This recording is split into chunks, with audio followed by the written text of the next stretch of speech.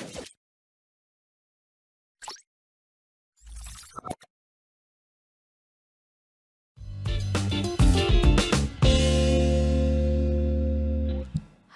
kita bertemu lagi di Anti Fraud 101 Season 2.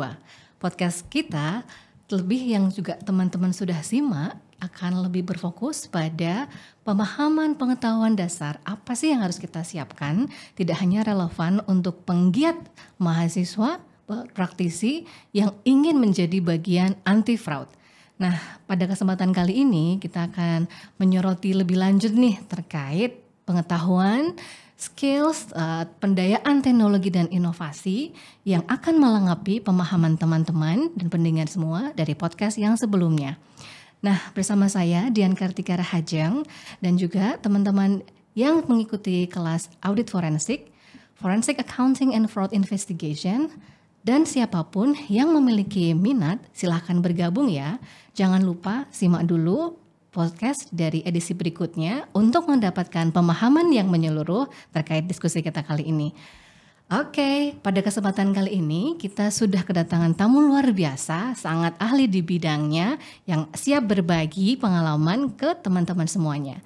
Sudah hadir bersama kita adalah Dr. Mardhani Ria Setiawan, SEAK MT. Halo Bapak. Selamat siang. Halo, sehat selalu Bapak. Alhamdulillah sehat. Terima kasih banyak sudah berkenan hadir di sini.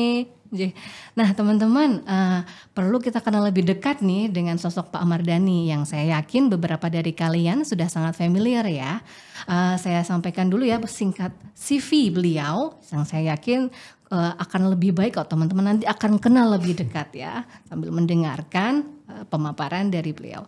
Nah, Pak Mardhani ini sedikit latar belakang pendidikan, beliau menempuh pendidikan S1 dulu juga di jurusan akuntansi FEB UGM. Beliau melanjutkan Master in Information Technology dari Department of Electrical and Information Technology di Fakultas Teknik UGM juga. Nah, beliau ini karena sangat so into Information Technology, beliau melanjutkan studi S3-nya juga di Departemen Computer Science and Electronic Fakultas MIPA UGM. Tapi teman-teman, beliau menyelesaikan studi doktoralnya di Vienna, Austria. Nah, saat ini beliau menjadi kepala Kantor Transformasi Digital Universitas Gadjah Mada. Dan beliau selain mengampu di Departemen Computer Science and Electronics MIPA UGM, banyak sekali juga penelitian-penelitian beliau dan juga saat ini menjadi pimpinan peneliti di Gamma Box. Nah, itu salah satu working group, research group di bawah MIPA UGM. Nah, mungkin ada banyak sekali publikasi yang juga teman-teman pendengar semuanya bisa simak langsung nih di kanal beliau. Nah, tanpa mengurangi rasa dekat kita dengan Pak Mardhani, kita boleh nih langsung beranjak ke diskusi kita kali ini nih Pak Mardhani, yang kita akan lebih menyoroti mungkin pengalaman Pak Mardhani ya, mungkin sering terlibat juga dalam beberapa investigasi gitu nih bersama dengan kejaksaan gitu. Nah, tapi kita kalau membahas soal skills ya, kalau misalnya komputer, apa sih big data, data mining, komputer forensik. Nah, mungkin kita perlu pahami dulu apa sih Pak sebenarnya kemampuan dasar yang sebenarnya sampai Pak Mardhani sama belajar ke benar-benar riset mendalam terkait komputer, ya, information technology itu yang relevan juga sebenarnya, tidak hanya untuk penggiat anti fraud, tapi juga untuk kita semua. Boleh Pak ada gambaran umumnya seperti apa? Terima kasih, ini sebelumnya kesempatannya, ini luar biasa, satu sesi yang refreshing bagi saya untuk podcast seperti ini. Jadi kembali ke tadi pertanyaannya, jadi basic knowledge apa sih yang kita perlukan gitu ya. Kalau saya membagi menjadi 3. Jadi yang pertama paling penting itu adalah domain knowledge. Jadi area ini tuh sebenarnya tidak harus orang yang berlatar belakang pure hukum atau forensik murni. Bahkan domain knowledge apapun, misalnya katakanlah pertanian kayak filsafat bahkan itu pun bisa. Kuncinya apa? Memiliki kemampuan untuk working on detail. Nah, kebetulan kita yang basically akuntansi itu punya advantage lebih karena kita sudah dari semester 1 kan diajarkan tentang working on detail. Transaksi saja kan kita tidak biarkan itu dibiarkan kan kita catat di jurnal dan lain sebagainya, itu kan working on detail. Jadi domain knowledge apapun itu, karena nanti forensik ini nggak cuma di area fraud di economics, bahkan di politik, di filosofi dan lain sebagainya. Yang kedua adalah tentu saja kemampuan menggunakan teknologi, itu nggak mungkin sekarang. Bayangkan kalau kita melakukan forensik dengan data transaksi miliaran transaksi, kalau kita lakukan dengan cara audit manual misalnya dengan melihat berkas transaksi juga sulit, sehingga teknologi harus penting. Nah, saya pikir ada 3 kunci teknologi. 1, data, apapun namanya, mau big data, data science, bolehlah dikasih nama apapun, tapi yang penting pengetahuan tentang data. Tahu tentang data konteks itu apa, data definition, data atribusinya, dan seterusnya. Yang kedua, tentang teknologi pendeliver data. Kalau pendeliver teknologi itu misalnya mobile gadget, komputer kita, atau sistem informasi, dan seterusnya. Kalau bahasa kami, cloud technology. Nah, yang terakhir ini yang sebenarnya paling advance, yang kita sebut sebagai artificial intelligence. Tapi kalau bahasa saya sebenarnya lebih ini deep analytics. Jadi nggak harus AI sebenarnya, tapi deep analytics. Nah, yang terakhir ini yang harus dipegang terus-menerus, yaitu pengetahuan yang tumbuh dari ini experience. Jadi experience tidak harus kita terlibat dalam penanganan kasus yang formal. Bahkan teman-teman melihat kecurigaan, ini ada berita di media massa seperti ini musuhnya dari mana? Nah, curiosity, kemudian pengalaman untuk mengambil data dan menghubungkan satu parameter dengan parameter yang lain, itulah pengalaman. Jadi 3 ini sebenarnya yang harus dilakukan. Jadi kalau dalam kurikulum ya 3 ini tampaknya menjadi sangat penting untuk kita pegang. Gitu. Sinerginya dituntut ya Pak, tidak hanya atas dasar pengetahuan, tapi diasah sebagai sebuah kemampuan. Setuju. Wah, ini kalau ngomongin AI kita harus bahas di satu episode sendiri nih Pak, ini kayaknya panjang ini, deep learning gitu. Nah, kalau tadi teman-teman pendengar semuanya kan berarti makin ditegaskan kan bahwa ini mutlak, ini keseluruhan keterampilan itu akan sangat mendukung seluruh proses, termasuk investigasi.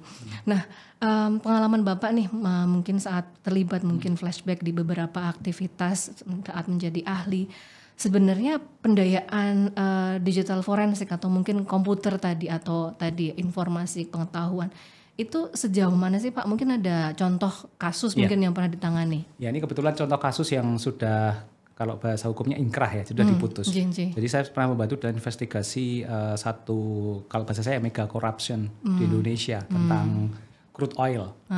Yang melibatkan beberapa perusahaan besar. Nah, waktu itu memang pendekatannya adalah kalau pembuktian langsung itu kan ya tentu saja kayak melakukan penangkapan langsung atau trapping gitu ya. Tapi ternyata kita bisa di pengadilan itu membalikkan fakta bahwa dia tidak bisa mengelak ketika kita menganalisis aktivitas dia di dalam sistem. Bukan nilai transaksinya, tapi aktivitasnya. Misalnya nih, sebuah approval izin ekspor itu di-approve sekitar jam 2 sampai jam 3 malam dengan pola untuk perusahaan tertentu, jumlah transaksi tertentu, dan dilakukan dalam kurun waktu yang hanya milisecond. Nah, kira-kira itu bagaimana kejadiannya kan gitu. Nah, itu yang bisa menjawab mungkin kalau kita pembuktian langsung ditanyain, dia bisa mengelak bahwa saya meminjamkan user password saya dilakukan oleh orang lain.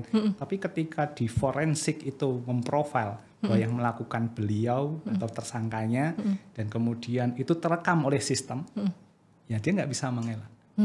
Jadi kemampuan untuk melakukan forensik ini seperti merangkai puzzle, dibuatkan pola yang tidak terbantahkan, dan akhirnya itu menjadi fakta. Nah, ini yang menjadi menarik sebenarnya. Dan itu ternyata ya ketika saksi ahli yang lain mengatakan dari sudut pandang yang terlalu mungkin umum gitu, masih debatable. Tapi begitu ya waktu itu saya presentasi seperti kuliah 4 SKS gitu ya, karena hakimnya pasti rooming gitu ya, terkait dengan digital forensik dan data analitik. Tapi ketika kita jelaskan runtut, oh ya sudah, nggak terbantahkan. Bahkan tidak ada pertanyaan dari pembela untuk membela, karena memang itu ya sudah jadi fakta. Jadi semacam rekaman otomatis yang tidak terbantahkan gitu ya di digital gitu ya. Ini teman-teman flashback nih di season sebelumnya kita sudah mendefinisikan juga nih Pak Mardhani, kalau sebuah aktivitas itu berulang, nah berarti ada pola, berarti ada bentuk kesengajaan gitu. Nah itu dia. Nah itu yang memang tidak bisa dibantahkan. Tapi boleh nih Pak share sejauh mana sih mungkin dari tadi implementasi Bapak untuk mengejar kehandalan informasi. Karena mungkin kalau Bapak sudah bisa melihat nih lognya mereka, tapi sejauh mana informasi yang disajikan itu valid, maksud saya teknologi ya Pak, saya sebagai orang yang agak awam gitu kan pasti ada banyak hal yang untuk bisa memanipulasi, entah itu IP address pun mungkin bisa dipalsukan dan seterusnya. Nah, untuk tracing komputer forensik tadi memastikan kehandalannya itu seperti apa Pak? Ya ini sebenarnya agak teknikal sedikit, agak dalam, Pak. Tapi ini kadang bagi si pelaku itu nggak sadar ini itu ada, dan ini sebenarnya nggak bisa dimanipulasi. Yang kita sebut sebagai kalau bahasa tekniknya metadata. Dalam sebuah file atau dalam sebuah komputer gitu ya, sistem informasi, selain data transaksi, ada log aktivitas atau log data, ada lagi yang namanya metadata. Metadata itu di-create oleh engine, oleh server, oleh sistem, dan oleh network kombinasi, sehingga membuat sebuah struktur data tertentu. Ini kayak semacam ya kayak kita hidup, kita udah melakukan tadi 1 jam yang lalu apa, kita nggak bisa ubah lagi. Itu udah dicatat oleh kanan dan kiri kita gitu ya. Dan itu nanti ketika disampaikan, bahwa kita mau melakukan manipulasi kayak apapun, faktanya mengatakan demikian. Itu yang disebut sebagai metadata. Nah, melakukan analisis terhadap metadata ini penting.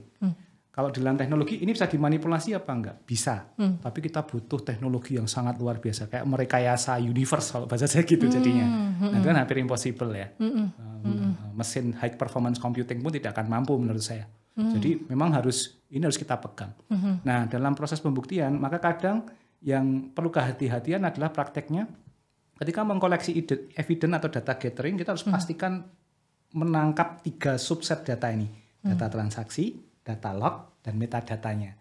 Nah, makanya kadang kalau dalam proses yang kemarin itu, ya kita penyitaan itu bukan mengcopy data, fisik servernya kita angkut.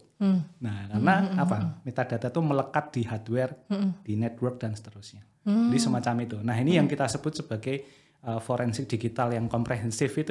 Jadi semacam itu. Kalau misalnya nih Pak, jadi metadata itu berarti tidak serta-merta properties yang bisa di-leave gitu. Tidak. Nah, kalau misalnya tadi memindahkan, termasuk tadi gampangnya tadi apakah itu properties, atau misalnya memindahkan atau saat transfer itu ada data yang corrupt, itu bisa kelacak juga Pak? Bisa. Jadi kita menyebutnya sebagai data anomali. Jadi ketika kita sudah replicate gitu ya, duplicate data itu untuk kita analisis, karena kan dalam konteks forensik kan kita tidak boleh bermain dengan data aslinya kan. Jadi kita harus ambil gitu. Nah, ketika nanti itu pun misalnya ini ada manipulasi atau ada sesuatu yang menyebabkan dia berubah dari aslinya, itu akan terlacak. Seperti DNA. Itu pure kayak DNA. Jadi ketika kebetulan itu saya S3-nya di situ. Jadi kalau DNA itu berubah, katakanlah kalau kalimat itu ya ada titik yang hilang saja, itu sudah dianggap data itu berbeda. Nama saya Mardhani Riastiawan, ada yang nulisnya awalnya pakai spasi, kemudian dijadikan satu. Itu sudah entitas yang berbeda. Betul. Begitu. Kalau misalnya tadi saat menduplikasi data, misalnya saat Bapak menjadi ahli kemudian menduplikasi data, maksudnya human error itu bagaimana mensiasatinya Pak? Benar. Kalau bahasa kami itu namanya dirty work. Ini dirty worknya ada di situ. Itu fail sampai sana jadi fail, gitu kan.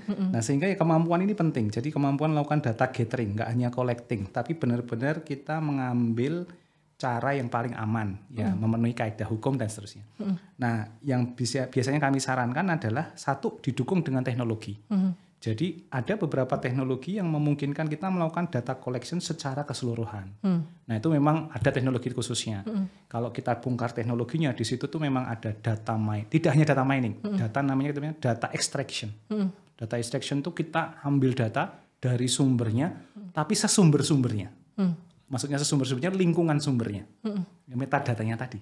Sehingga kita ambil, kita sudah bisa pastikan bahwa meskipun ini copy, tapi sama persis dengan aslinya. Nah, itu kalau dari tim ahlinya, kalau misalnya dari tim penegak hukum, karena kan pasti mereka tidak semua orang memiliki pemahaman untuk treating data gitu. Nah, kira-kira antisipasinya seperti apa Pak? Ya, jadi biasanya kalau dalam konteks, saya kebetulan juga mengampu namanya forensik digital gitu ya. Jadi kita melakukan forensik fully on digital platform. Nah, sebenarnya kita kita mendorong itu karena kalau kontennya ada digital, tapi cara treatment kita itu kemudian memasukkan unsur manual. Sebenarnya kalau dalam konteks keilmuan itu sudah tercemar, sudah nggak pure lagi. Maka kita pun harus mengolahnya dengan platform digital. Nah, sehingga nanti proses kalau bahasa kami ada namanya extract, transform, and load. Nah, itu prosedur itu harus diikuti. Prosedur ETL ini harus dijalankan. Dan itu ada standarnya. Di beberapa standar forensik digital kita harus ikuti agar kemudian comply dengan cara melakukannya. Nah, insya Allah kalau kita mengikuti cara itu sesuai dengan rule-nya dan sesuai dengan hasil yang kita harapkan. Nah, yang berbeda adalah kalau kemudian kita berimprovisasi. Wah, ini sulit nih, tapi berimprovisasi. Nah, itu biasanya godaannya di situ. Dan efeknya apa? Secara prosedural kita sudah cacat. Meskipun hasilnya benar, prosedural bisa cacat. Hati-hatinya kalau kita ketemu dengan pembela yang tahu itu. Wah, udah. Nah, kemarin waktu saya pengalaman juga gitu. Dia bilang, saya juga ahli komputer dari satu universitas gitu. Saya juga S2. Nah, Bapak prosedurnya tahu nggak? Nggak bisa jawab. Ya sudah, saya terangkan prosedurnya kayak gini, Pak. Kalau Bapak nggak tahu, bagaimana Bapak bisa membuktikan bahwa yang asumsi Bapak benar? Itu aja. Jadi, wah, mantap. Sejauh apa, sedalam apa Bapak menggali saat misalnya terlibat sebagai ahli? Nah, itu kan panjang lebar tinggi kalau saya kebayangkan. Karena kadang kita sedang fokus pada satu terduga, tersangka gitu, Nji. Nah, sejauh mana Bapak itu menarik data hingga ke, ya mungkin kalau dari orang ya namanya keluarga inti, kemudian aset dan sebagainya, aktivitas dan sebagainya. Kemudian karyawan, sejauh mana Bapak narik sampai karyawan? Nah, itu how to tell yourself to stop kadang. Atau sudah cukup nih hard evidence-nya? Kalau kami bordernya bukan dalam, tapi 360 derajat. Ketika 360 derajat itu terpenuhi, untuk di case itu cukup. Jadi bukan kedalaman sebenarnya. Jadi misalnya seperti ini, ketika dia melakukan transaksi itu atau melakukan fraud itu ya, kita asumsinya sebenarnya sama seperti di hukum itu, praduga tidak bersalah. Salah itu ditentukan oleh komponen 360 derajat yang kita nggak perlu ngomong salah, itu salah gitu. Jadi misalnya seperti saya tidak akan bilang bahwa mengklik approve impor di jam 2 pagi, jam 2 jam 2 39 menit 4 detik dan jam 2 39 menit 6 detik itu salah, bukan. Tapi lazimkah 2 approval dilakukan dalam kurun waktu 0,02 detik. Kecepatan Avenger jari seperti apa yang bisa melakukan itu kan gitu. Nah, kira-kira berarti kan ada sesuatu di situ. Nah, itu sebenarnya yang kita penuhi. Jadi ini konteksnya kayak kalau data analitik itu menginterpretasikan sebuah evidence. Bahkan kadang kita tidak perlu sangat dalam, Bu. Sangat dalam. Satu simple saja seperti itu saya hanya memanfaatkan hanya login saja. Belum transaksinya. Itu aja udah bisa bicara banyak. Gitu. Jadi cukup untuk jadi gitu. tersangka itu. Iya, gitu. Saya juga kadang takut kalau nanti makin misalnya kata saya dalam, wah itu bisa saja nanti akan membongkar keterkaitan yang sangat banyak. Nah, bukankah demikian, Pak? Maksudnya ibarat kata kita nyasarnya paus bukan ikan teri. Nah, benar. Sebenarnya kan kalau dalam konteks semangat begitu ya, tapi dalam realitas ketika kita di persidangan memang kita itu bukan dibatasi sebenarnya. Kita mencukupkan memang untuk case itu dulu. Karena kan tidak semua harus kita bongkar pada saat itu. Ada strategi. Gitu kan. Jadi misal ya, ini dulu kita giring. Kalau ini udah ingkrah, kita tangkap pausnya. Jangan sekarang. Kalau sekarang dia udah lari nanti, Bu. Iya. Tapi kalau enggak sekarang keburu lari. Enggak, maksudnya bukan konteks larinya itu sebenarnya, tapi maksud saya itu strategi, part of strategi. Jadi ketika kami terlibat dalam sebuah tim untuk membongkar itu memang sudah kita atur strateginya, ada timingnya. Bukan dalam artian itu something gitu, tapi memang kita sampaikan tepat waktu, proporsinya oke, tidak terbantahkan, dia bisa langsung kena, tapi kasus ini kemudian membuka. Ini terjadi, saat ini sedang berjalan, ini menggurita ke yang lain, dan itu jauh lebih kuat dibanding kalau kita di awal langsung kita ambil semua. Baik, gitu. Betul, berarti memang strategis. Ya, kemampuan untuk berpikir strategis itu mutlak. Wah, itu penting sekali. Wah, ini sebenarnya ini memang pengantar nih teman-teman nih, karena saya yakin ada banyak, kita nanti ada kesempatan untuk benar-benar mengulik semoga lebih 360 derajat gitu ya Pak. Tapi misalnya tadi Pak, ini kan berarti kan perkembangan evolusi teknologi itu sangat cepat. Kira-kira Bapak sendiri atau mungkin membersamai dari tim penegak hukum APH yang lain, gimana nih caranya untuk kita jangan sampai ketinggalan, catch up di antara ini tadi dinamika teknologi yang sangat pesat. Jadi ada 2 isu sebenarnya kalau saya lihat untuk kasus itu. Satu gini, teknologinya kencang sehingga kita harus catch up itu untuk membantu kita dalam proses tadi forensik, tapi belum tentu itu acceptable di dunia hukum. Jadi mohon maaf mengatakan kadang teknik kita untuk diterima di pengadilan itu masih mostly cara-cara yang biasanya dilakukan. Jadi ibarat kata C. medium ya, Contoh jangan ya. terlalu advance gitu. Jadi saya misalnya melakukan data collection itu secara otomatis dengan mesin AI. Apakah itu diterima di muka pengadilan? Tidak bisa. Kita harus menjelaskan bahwa itu bisa dijelaskan seperti penegak hukum mengambil bukti secara langsung fisik. Nah, gitu. Itu baru bisa diterima. Jadi kalau saya cerita langsung ini AI-nya begini, mereka langsung bilang ya nggak make sense. Gitu. Keberterimaannya susah. Jadi kita harus bisa agak downgrade, bukan downgrade ya, tapi menjelaskan down to earth gitu, sehingga kemudian mereka paham bahwa kita menggunakan AI atau tools yang lain itu sebagai alat bantu kita untuk melakukan pengambilan data tadi, sehingga gitu. Jadi memang ya sebenarnya membutuhkan kebijaksanaan dan keterbukaan wawasan semua pihak ya Pak. Tapi itu satu sisi benar menurut saya Bu, karena biar teknologinya juga tidak jadi black box, bisa kita pertanggungjawabkan. Tapi satu sisi juga kita harus bersiap untuk update, karena kalau enggak nanti makin canggih kita takutnya tidak ingin nih ya segera jadi bersiap. Teman-teman di akuntansi misalnya ya bukan hanya jadi pengguna, tapi tahu cara kerjanya juga, karena itu nanti sampai ke sana. Mantap. Wah ini kayaknya soal AI kita harus bahas secara spesifik nih Pak Mardhani ya. Tapi teman-teman semoga di pengantar nih kayaknya saya harus merevisi nih sisi ini sebagai pengantar skills khususnya komputer forensik ini cukup memantik pemikiran teman-teman dan pendengar semuanya ya. Pak Mardhani kayaknya kesempatan berikutnya kita fokus lagi ya Pak. Semoga berkenan untuk sharing lagi gitu. Jadi terima kasih banyak Bapak dan teman-teman semua pendengar semuanya. Semoga bisa mengambil manfaat ya. Wah saya ini jadi kayak deg-degan nih habis ini pengen nanya banyak nih ya. Semoga edisi berikutnya makin memantik pemikiran teman-teman, tidak hanya pembelajar, penggiat, praktisi, tapi juga pemerhati untuk kita bersama-sama menjadi bagian anti fraud. Nah, tentu saja dengan pesan tetap waspada karena fraud ada di mana saja, kapan saja dan bisa dilakukan oleh siapa saja. Stay tune ya di edisi berikutnya dan tetap semangat untuk belajar. Terima kasih, sampai bertemu lagi. Makasih Pak Mardhani. Terima kasih.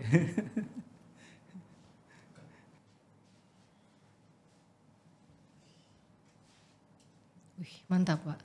Sudah langsung sesi 2? Langsung ini ngejar.